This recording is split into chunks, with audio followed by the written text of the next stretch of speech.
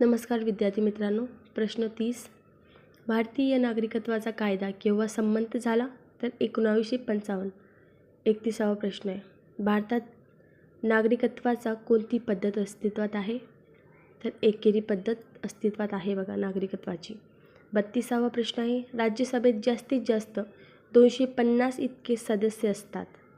33वा प्रश्न आहे, खालीलपैकी कोणत्या सभागृहाचा अध्यक्ष हा त्या सभागृहाचा सदस्य नसतो? तर राज्यसभा. 34वा प्रश्न आहे, राज्यसभेच्या सभासदाचा कार्यकाळ किती वर्ष असतो? तर 6 वर्ष असतो. 35वा प्रश्न आहे, नवी अखिल भारतीय सेवा निर्माण करण्यासाठी शिफारस करण्याचा अधिकार कोणास आहे? तर राज्यसभाला आहे.